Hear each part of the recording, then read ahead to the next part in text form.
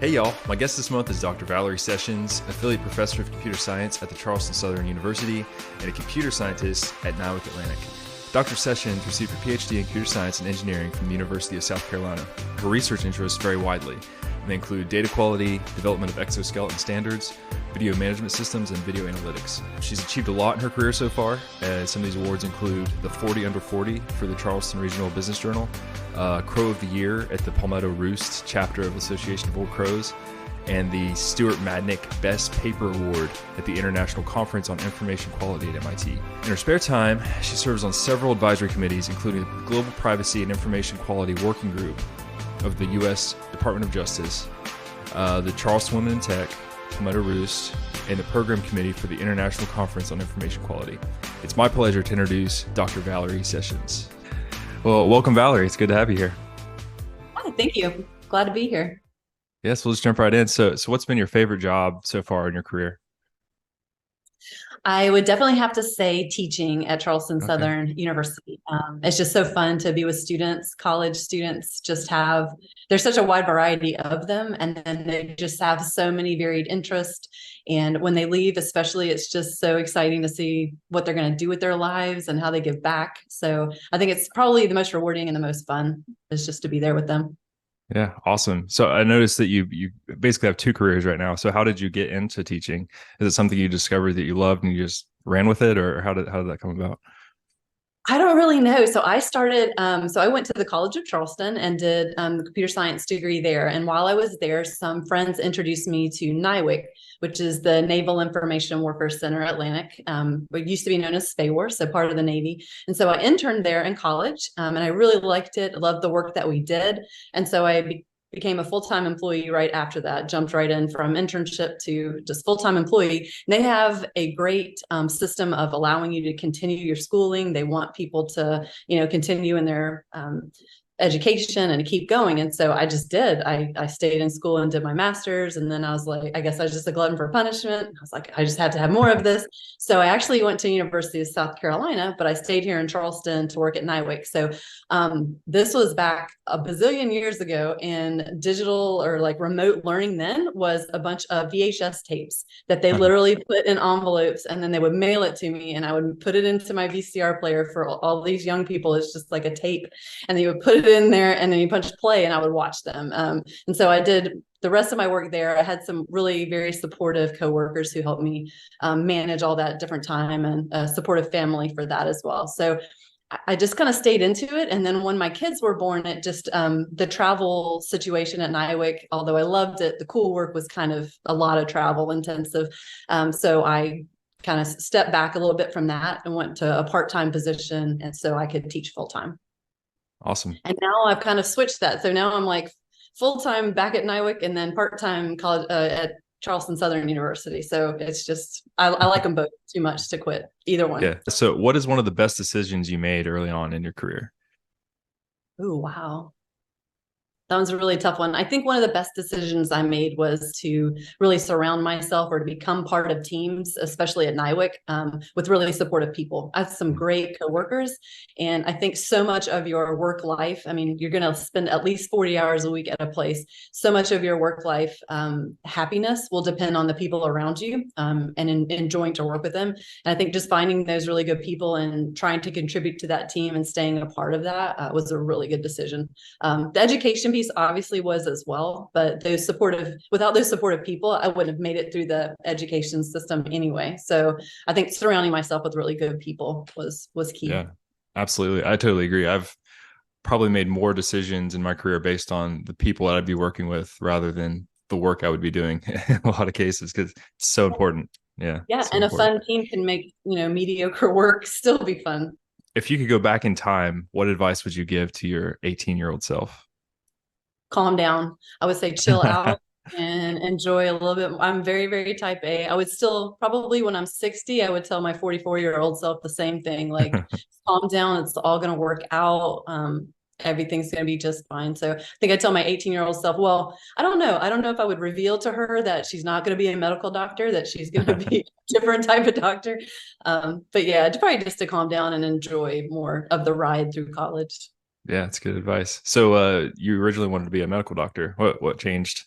your mind? Well, a lot of things. Organic chemistry was one of the top five. Failing that Yeah. was great though for my professional career as a professor, because now I can, tell students, hey, you can fail something and be quite fine the rest of your life.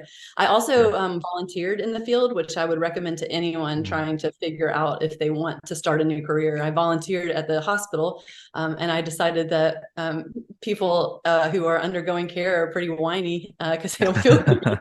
And I didn't think that that would be very fun long Right. term. And I also didn't deal with blood or sick people. So it was a Yeah. very good year to stick with me, I think, for the Yeah, entire world. Yeah. it So makes sense. It's just as important to know what you don't want to do in life, especially with regards to careers. That's just as important as knowing exactly what you want to do, I've found.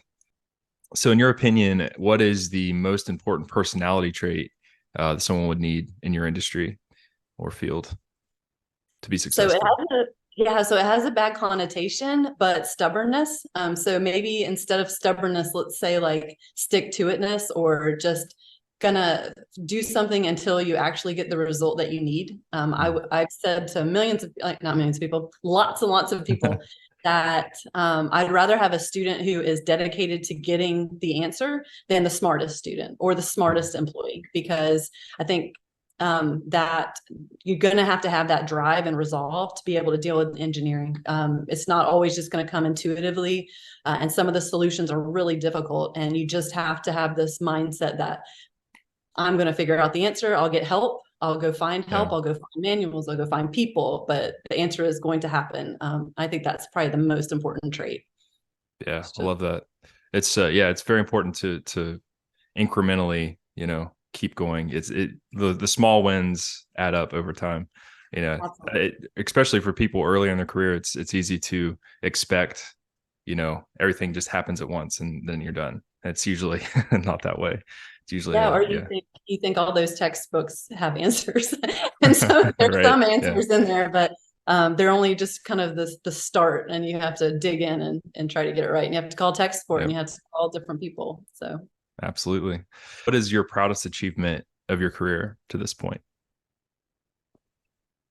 wow, I would say it's a combination of my students. So I have some amazing students. Some of them are there at NIWIC and they're superstars, and some have started. So I have one young lady that started a nonprofit called The Next IT Girl, Mm. and it helps to get minority women interested and involved in technology and to support them. And then I've also been very involved in Charleston Women in Tech and Women in Industry Day. And I think the interactions that I've made there have been the most fulfilling and rewarding, and something that I can look back on and say, wow, more people were touched by that.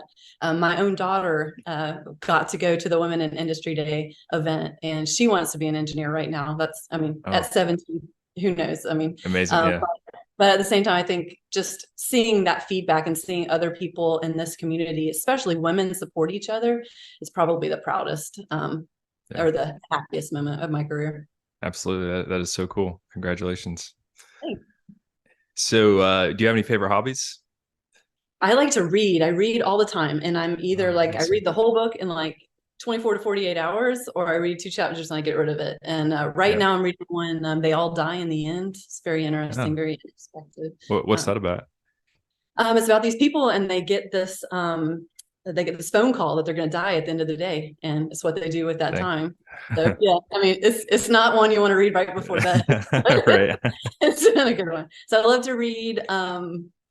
That's about it. I just like to hang out with my family and friends, and just Yeah. that's Awesome. So, do you have any books that you've gifted the most or you've given away to people more than others? well, one of the ones professionally that I love is called Debugging Teams, Hmm. and it's really, really short, which is good in a professional book, I think.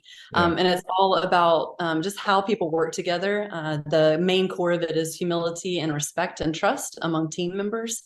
And so that's probably the one I've given out as a recommendation the most, because that type of person is the person I'd want to work with.